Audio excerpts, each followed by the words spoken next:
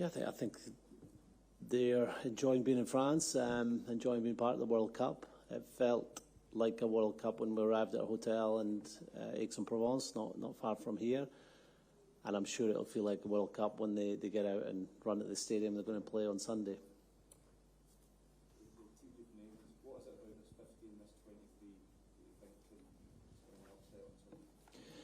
Well, it's been the team that has played in the main. The majority of players have played together now all year, all 2023.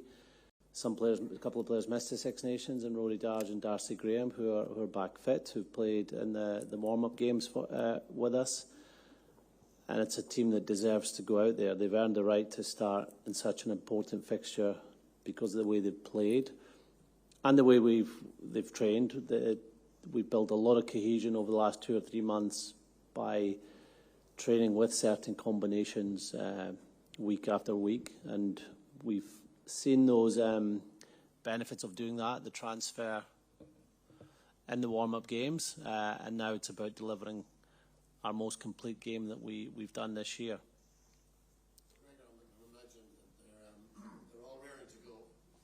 I imagine they're all raring to go. Is it difficult to try and keep them kind of on an even keel, or they don't kind of overheat in the expectation of this match too early? Well, they'll probably overheat, but for different reasons.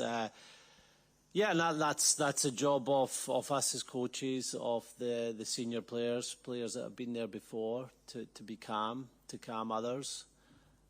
But there is an expectation that it's going to be a very emotional and exciting build-up. We'll see it tonight, watching the opening ceremony and a cracking game to start off the tournament. And I'm sure that the players will feel, though, that sense of adrenaline, nerves, excitement as we get closer to kickoff. But that can be turned into a real positive. It can narrow your focus, but also give you that extra energy boost that you need. You're the underdogs on Sunday. I think everyone really enjoys watching the Scotland team, but you are underdogs. Do you play on that internally? Has there been any mention of the fact that not a lot of people outside Scotland camp probably think you're going to win this game? Not yet. It was something we did mention when we played France away. Like, we had nothing to lose in that game. We're playing the favourites for the World Cup in their own stadium, in front of their own supporters. So let's go out there and play like there's nothing to lose. And for a lot of that game, we did that, and we almost came away with a win. So that mindset is a good one to have. But we also need the mindset that we believe we can win. And if we're ahead in the game, we need to put the foot down and keep playing and keep doing the things that got us ahead. So you just got to balance that underdog spirit with the mindset that you're here to win.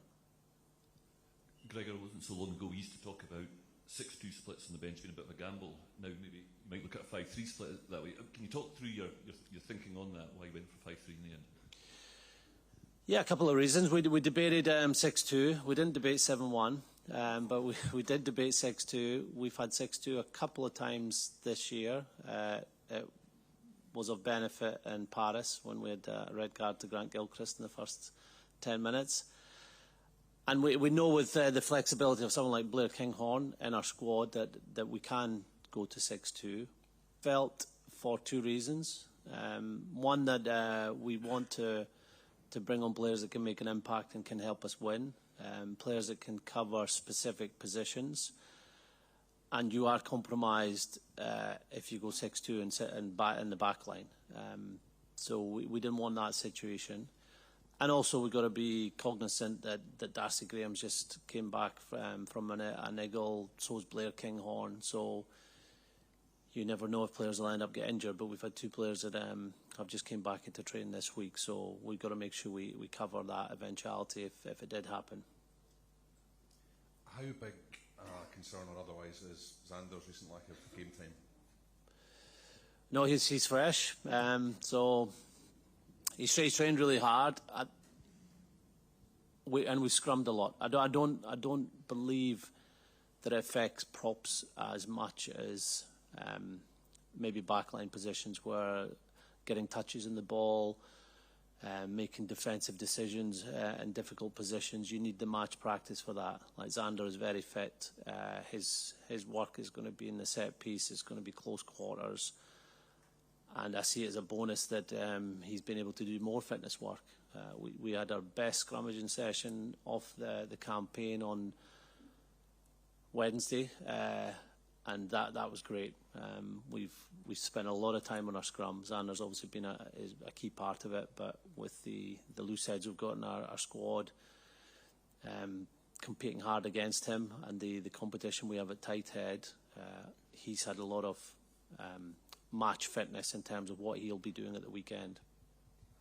You haven't beaten the Springboks as the Scotland head coach. Scotland haven't won against a Tier 1 nation in the World Cup. Is this another glass ceiling to be broken through? I was going to say, is this another glass half empty question?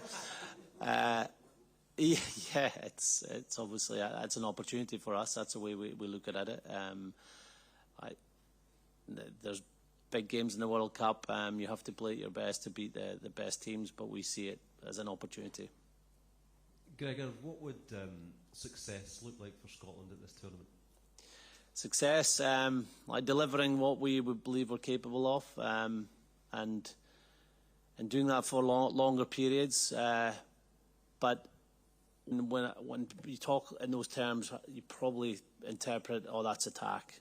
No, it's not. It's defence. It's managing when times go against you. It's set piece. It's leadership. It's all those things. And we've shown enough. We've got enough evidence over the past 12 months that we're able to do that. We will be tested, no doubt. There'll be times where South Africa have dominance, South Africa have points on the board. There'll be times when we aren't able to execute things as well as we like. And that's not because it's the first game of the World Cup. It's because of the opposition and what they bring with their pressure. But we've got to find a way to win.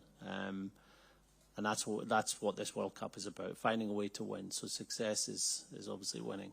Yeah, you said there that success is the players doing what they're capable of. What do you think this group is capable of? Yeah, winning. So winning at the weekend, we have belief in them, and it's a great opportunity for them to go out and do that. Greg, we've seen Scotland's capacity to score lots of points in kind of short space of time. We've also seen recently Scotland conceding points and giving yourself a mountain to climb in some games. If you go 15 points behind against the Springbok team, do you think there's any way back? Yeah, I don't see why not. Next question. What's that? No, not at all. We don't want to be 21 points behind against France, but this team have shown that they're capable of coming back with, whether it's in Paris, whether it's a Murrayfield, a man down, or whether it's a Saint Etienne with the crowd and momentum against us. It would be nice to be 15 points ahead, but we've got to deal with whatever situation presents at any time in the game. Gregor, can I just ask about Ewan Ashman, the injury? What's the injury and how's he looking? Yeah, we picked up 2 injuries at training. So Ewan and George Horn both got injured. They both had concussions, so they'll be ruled out, obviously, for this weekend. And we don't play next week, so it will be 12-day turnaround minimum. And we hope that they recover fully in time to be available for our training week ahead of Tonga. Gregor, will Stuart McInally stick around for that period?